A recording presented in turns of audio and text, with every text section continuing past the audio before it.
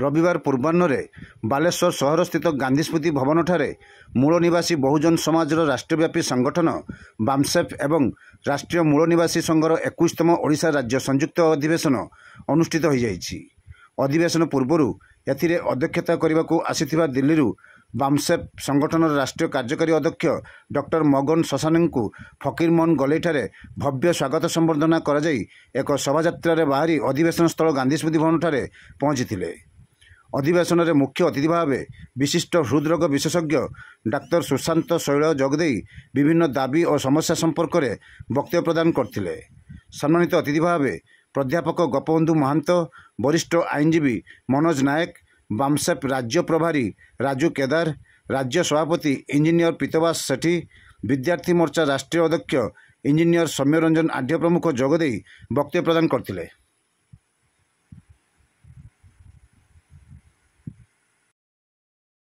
कविताटी कहबी मोर वक्तव्य बंद करी।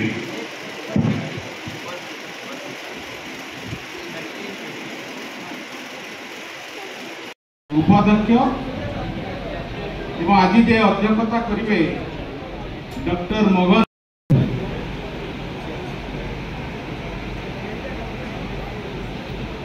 को माने सुदुषा व्रत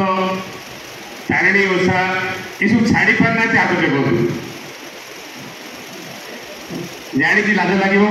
किंतु आम समस्ते करुँच दयाकोरी किए करूना हाथ देखिए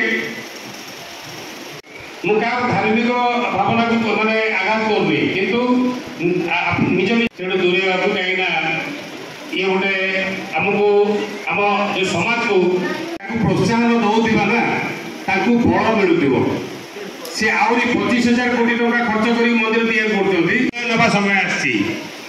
जेते दिन बिकिबा आम विवेक मद मांस खाई टका गेइटारे जेते दिन बिकिबा आम विवेक मद मांस खाई टका गेइ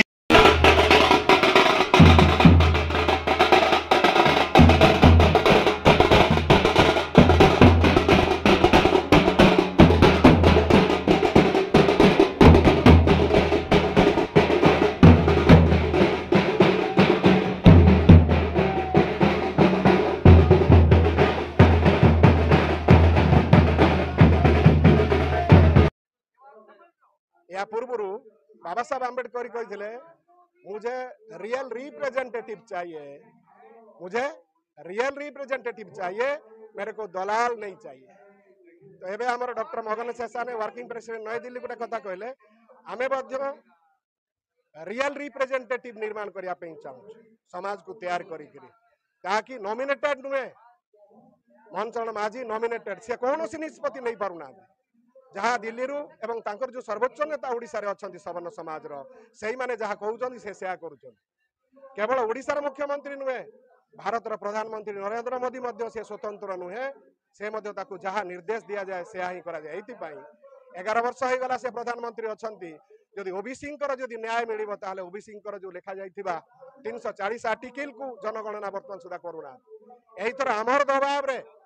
ओबीसी जातीय आधार जो दबाव जो आम भारत बंद जेल भर आंदोलन करने जोगु केवल आसंता इलेक्शन को जीतवा नरेंद्र मोदी बाबू भारत सरकार केवल ओबीसी जातीय गिनतर केवल गोटे फुसका सी फुस्क फुटे तार वास्तव जो जनगणनार जो टाइप तार रीति रिवाज हवा कथा घोषणा करना आम भारत वर्ष रे सबु जातिर आधारित गिनती करने चाहूँ एवं गणतंत्र जो परिभाषा जिसका संख्या जितना भारी उसका उतना भागीदारी हम देवाई चाहूँ अर्थात न्याय स्थापित करने चाहूँ। ये हूँ आम बामसेफ प्रमुख आमाने बहुत खुशी जे बालेश्वर सहर रे बामसेफ रो 21तम राज्य अधिवेशन अनुष्ठित होगाकू जाउछि एवं यही राज्य अधिवेशन को उड़ीसार विभिन्न प्रांतर विभिन्न जिलार एसटी एससी ओबीसी एवं माइनॉरिटी समस्त लोक माने आपना आपना अध्यक्षता नहीं एवं सदस्यता नहीं ये बामसेफ मीटिंग को आसीचंती। यही बामसेफ मीटिंग को बामसेफ रो जो कर्मकर्ता माने अछंती सेमानक सहित केंद्र बामसेफ रो उपसभापति डॉक्टर मगन सेशन से आसीचंती एवं जे कि 21तम अधिवेशन को से आम समस्त निमंते जो वार्ता आनिचंती उड़ीसावासी एवं उड़ीसार एसटी एससी ओबीसी माइनॉरिटी मानक निमंते से वार्ता को से उद्बोधन देवे एवं या उद्घाटन करने आमानकर कमिटी तरफ जो जो सदस्य मान को डकाई निमंत्रण कराई से माने मध्य आसीचंती एवं यही कार्यक्रम मूल लक्ष्य है उड़ीसा रे थिबा एसटी एससी ओबीसी एवं माइनॉरिटी मानक मध्य जो विभिन्न प्रकार दलभेद मतभेद सब रही ताकू संकीर्ण करने एवं समस्त जातिर एवं वर्गर लोक मान को जोड़ापी यही अधिवेशन मूल लक्ष्य।